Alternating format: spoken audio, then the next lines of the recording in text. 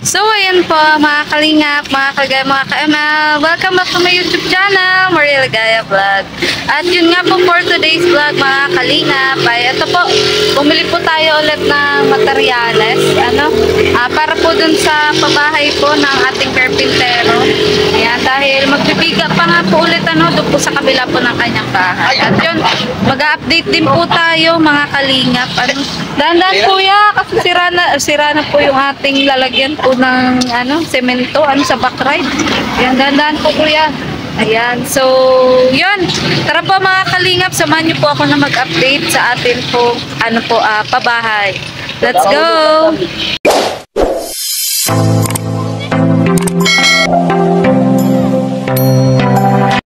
Ay, sige na. Ayan po, nagbili na po tayo ng bakal. Ayan. Wait lang, nakatali. Ayan, ito na po yung binili nating bakal.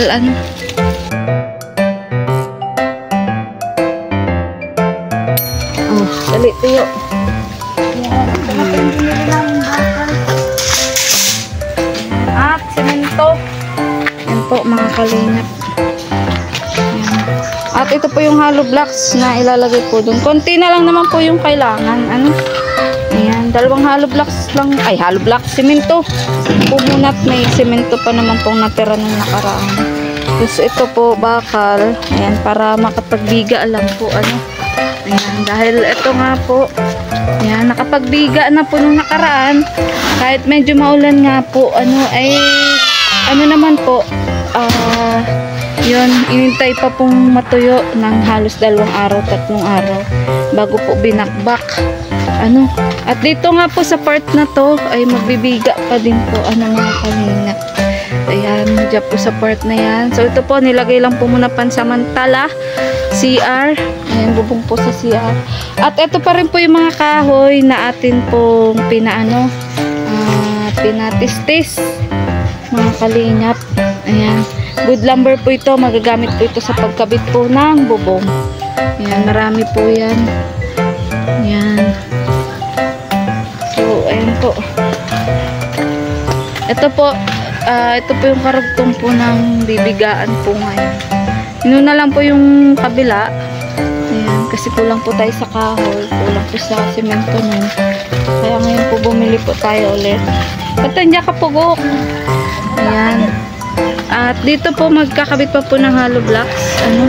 Kasya pa naman po yung hollow blocks na yun. At pansamantala nga po mga kalinga ay nilagyan po muna ng bubong. Ayan, ito po yung yerong gagamitin. Hindi pa naman po ito nakapix na pako.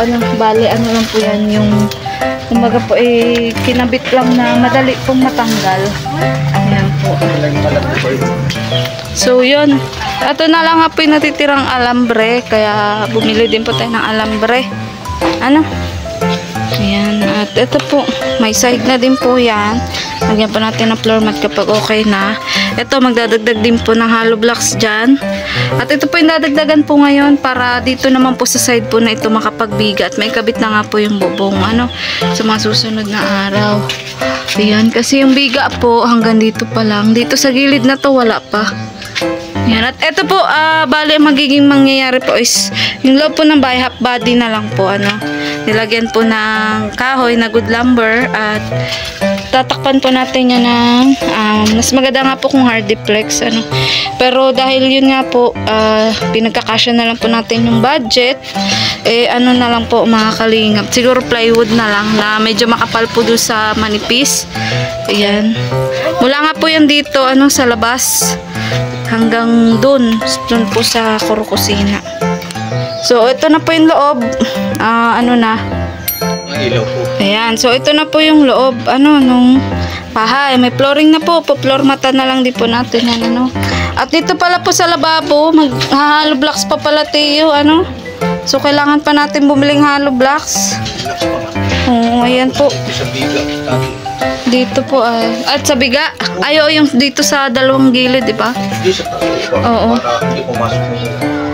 O yung dito, tas dito. Ayan po. So, ito po, medyo naabala po ito nung mga nakaraang araw. O, gawa ng maulan. Tapos, ayan, may mga sahod pa nga po. Tapos, ano Teo, di ba? Kumbaga, sinasama kita lagi nun. Oo.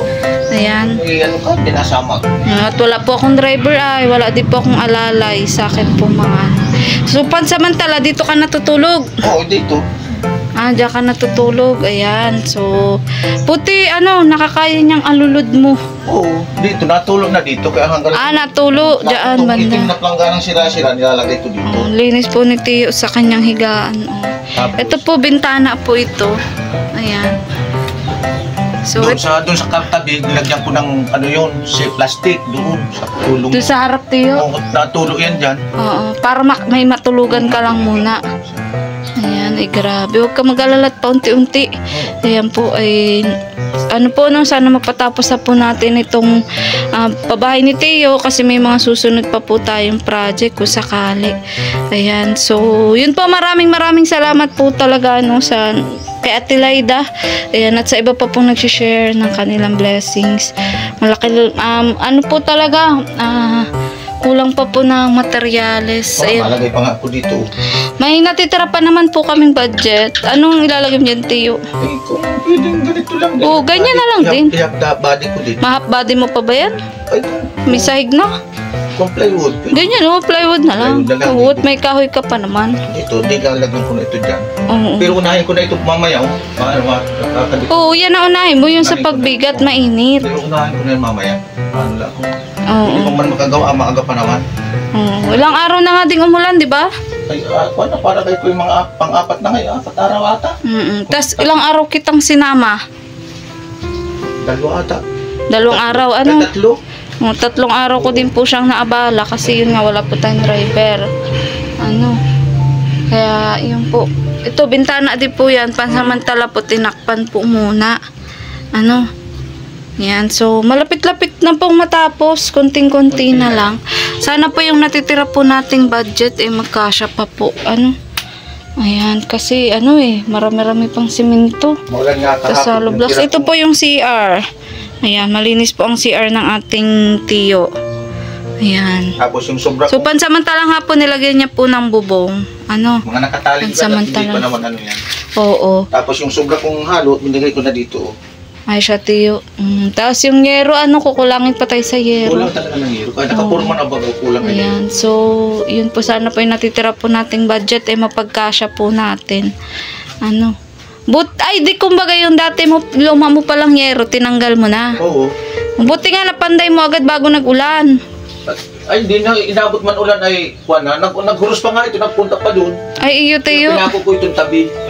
Ginamula mo ng paraan. Mga nakaalambre pa lang po yan. Mga nakaalambre lang yan. Ayan, may mga sanga patayan ng Madre Cacao. Ito pa. Ayan, ito po pansamantala. Kribo na ito lahat. Nakapatong na lang ito. Ay, oo nga. Wala na ito. Oo, mga Wala na yan. nakapatong-patong na lang po. Patong-patong na lang kawayan. Kaya dapat pala talaga makapagbubong ka na, makapagbiga ka na. Sa kawayan. Ito pong gilid ang kailangan pong mabigaan. Yan po, yan. Wala Yan na. pahabang yan. Kasi dito po sa kabila okay na Pag na ba yan, nabigaan na yan, makakapaglapat na ng bubong? Hindi, malagay muna ng halog lang. Pagkas. Ay, dyan sa gilid. Mahirap pagkabit yung pag may kahoy na mahirap na kasuot. Sige. Muna, pagayaan. So, bibili pa pala tayo hollow blocks na simento. Ayan. So, sana po magkasya pa po ang ating budget. Ayan. So, ano masasabi mo, Teo? At yun. Salamat kay Ate Dad at may nagdating na naman na sa akin tulong ay matutuloy-tuloy ko naman ito mamaya pag kahit ngayon maghahalo naman ako at nahalo, naakyat. Ito naman gagawin ko mamaya. Hindi pa rin magaling yung helper mo, Hindi pa, kausap ko nga, hindi pa daw Oo nga. Wala naman tayo mahanap ko na pa. lang at abot ko pa man. Kaya ko pa. At maraming Kahit pa salamat utay-utay lang, Tio? Oo. Kahit pa utay-utay, maraming sa iyo. At kasi may nagdating naman na tulong.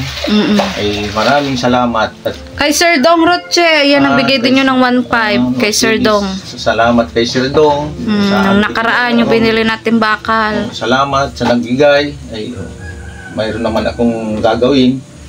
At pag wala ay gahanap ng iba. Kaya minsan tayo sumasama ka sa akin para may extra sideline ka, ano? Oo.